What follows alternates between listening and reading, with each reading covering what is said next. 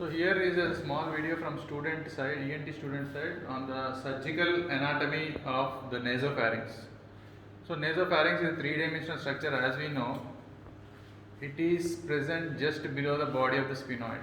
So body of the sphenoid will be there, and below it will be your nasopharynx. So it is running, sweeping like this and coming forward like this. It is in front of the first cervical vertebrae, as you know, that is atlas. In the roof, it is lined by the pseudo-stratified ciliated columnar epithelium. Roof is lined by ciliated columnar epithelium in the roof region, and as it goes downwards, it is lined by stratified squamous epithelium. So as you could see here, so it is lying from there, and then the floor is formed by the upper surface of the soft palate. So upper surface of the soft palate. So when you have body of sphenoid at this level, and below it will be your nasopharynx, and in front will be the soft palate like this. So in between there is a gap that becomes the nasopharynx for us. So this is the behind part and this is the forward part as a floor, as you could understand here. So it is forming the upper third of the pharynx, and it forms the postnasal space that is behind the nose, exactly located in the center of the head. In the center of the head, you can say 10 centimeters from all the directions. As you could see, it is like a capital of the head, center of the head. If you see the lateral walls, it is having the openings of the eustachian tube, which is a normal 9. You imagine there is a 9 like this, which is an inferolateral deficiency in the cartilage.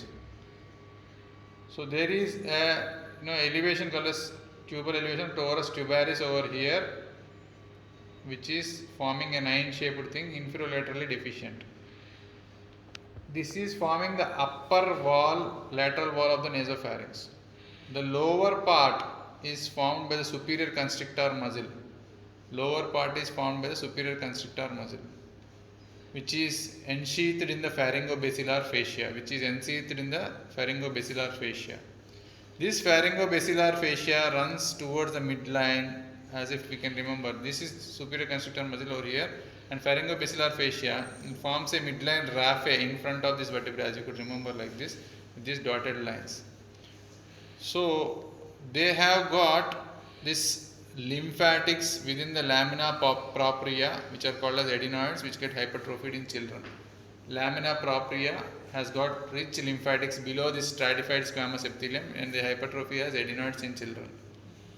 And if you take the same eustachian tube, which is deficient inferolaterally, medial to this eustachian tube, there is a slit-like opening. Which we have mentioned like a line over here. The slit is called as fossa of Rosenmuller, which is the most common site for the carcinoma of nasopharynx.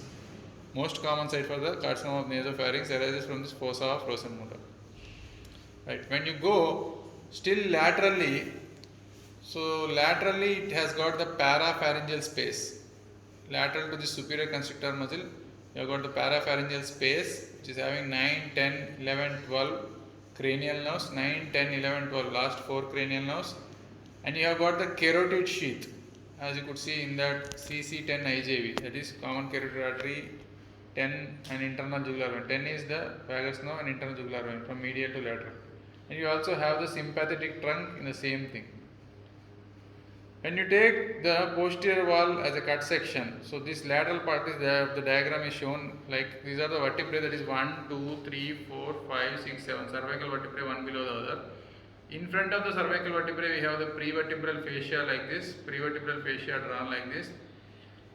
In front of that should be the pharyngobasilar fascia, and you have got a retropharyngeal space in between them.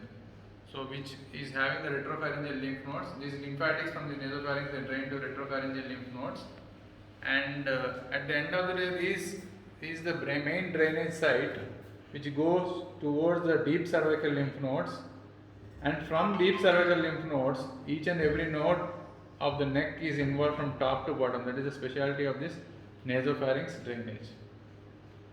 And when you take the nerve supply, it is the maxillary division of the trigeminal nerve, and blood vessel supply is by means of the internal maxillary artery, which is a branch, terminal branch of the external carotid artery.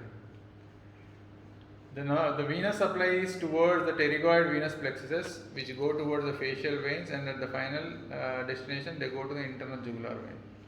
Thus, we can have an understanding of this nasopharynx in this manner.